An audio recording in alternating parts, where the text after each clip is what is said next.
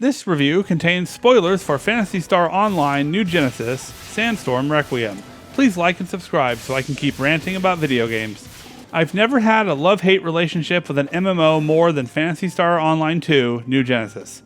And with the release of the new expansion, /region, I have seen what this game could be and what this game is severely lacking. After spending some time in it, completing the story, and exploring this new region, I am pleasantly surprised, but also struggling to find a purpose behind the madness. Here is my review of the Sandstorm Requiem expansion for Phantasy Star Online 2 New Genesis. They couldn't come up with a shorter title? When booting up the game, I had no queues or delays, except for my controller config being completely changed. After 6 minutes of tinkering with my control configuration, I plowed through the abnormally big crowd of players and started my journey. You report to Crawford, who tells you that the dolls are added again, and for some reason the music was louder than the dialogue, even though the dialogue was at the default level in the options. So right off the bat, there's a small lack of professionalism. Situated to the east of our current position. Also, who wrote this dialogue? 10-year-olds? Did you hear that? Sounds to me like we've gotten way stronger. Am I right? Retem City is the capital of Retem region, isn't it? So, you want us to go and help them defeat all the dolls there? Oh, it's so stupid. The English dub has no effort put into it. It's slow, clunky, and an absolute nightmare to listen to, and it's pretty consistent throughout the whole expansion. They can't even decide how to pronounce the region name. Retem City, with Rennis Retem. So Rennis Redham was here. You start out by going across a bridge, which starts the first mission and main story quest. The level cap has been raised to 35, so you finally have something to aspire to.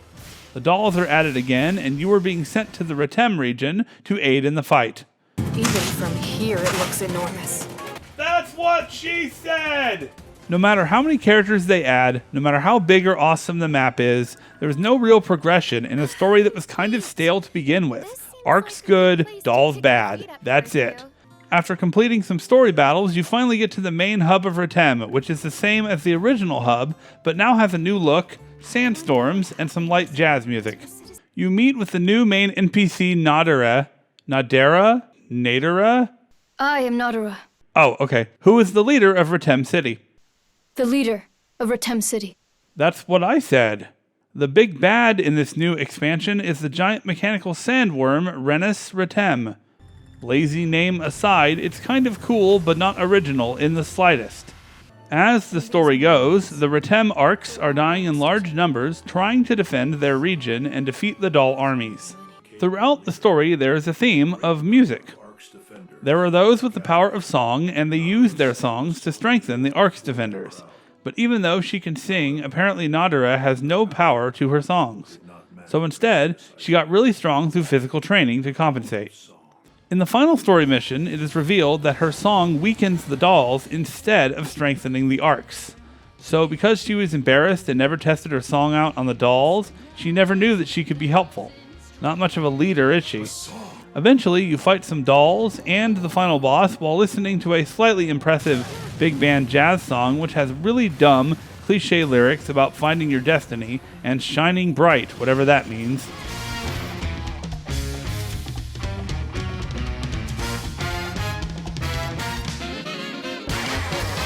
When you are not doing the main story, you are leveling up to be able to do the next story part. I'm pleased to tell you that there are repeatable quests this time and a lot of side quests and dailies that have been updated to give you a decent amount of experience. Although they are the same as before with classics like enhance your weapon to plus 40 and defeat this type of enemy this many times. So it's back to finding the materials, including 3 new types, exploring the region and finding chests, and there are new urgent quests and cocoons to find and complete.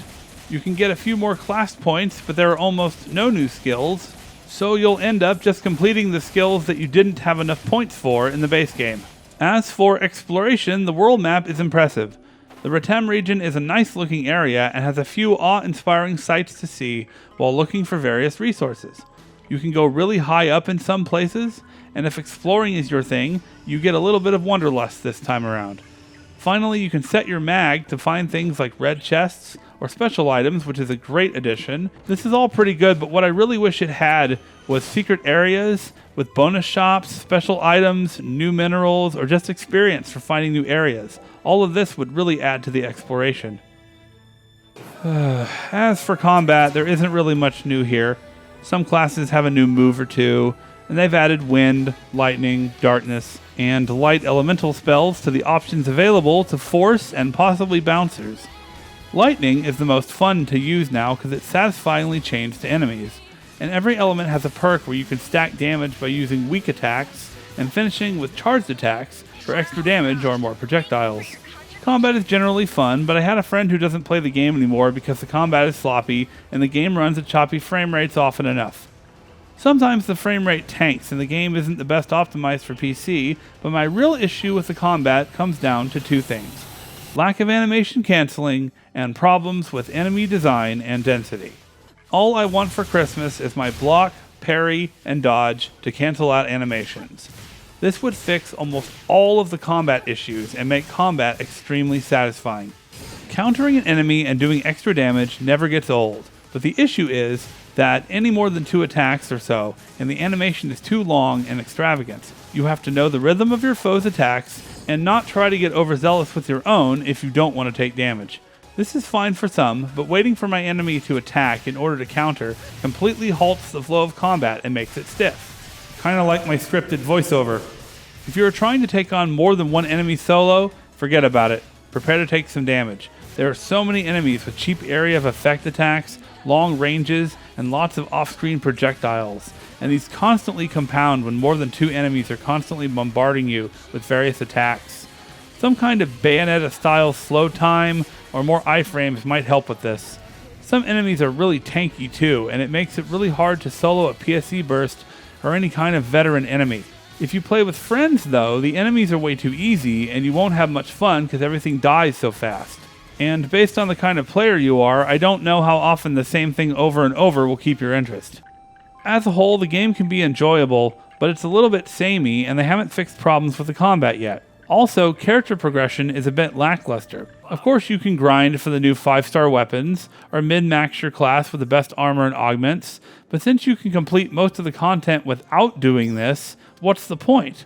Surely you have better things to do than all of this grinding, and if you don't, you should probably think about how you spend your time.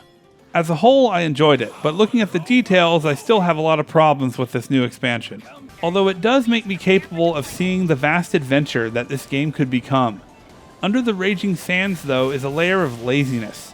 They have titles now, but you can't equip them. There are new enemies that look just like the old ones. There are new quests with the same objectives of the previous ones, and so on. There is still the problem that this game feels cheap, and yet they want you to keep buying loot boxes. If you don't like this game, you won't care for the expansion either, but if you like some aspect of this game, and your standards aren't too high, you will probably have a fun weekend of it. I give it a 6 out of 10. I guess. Before I go, if you feel dirty because you spent too much on scratch tickets because you really wanted something for your character, getting this hairstyle cost me almost $60. We're all human. I feel ya, bro. Thanks for watching. This is Dan T of Twisted Banana Productions, signing off.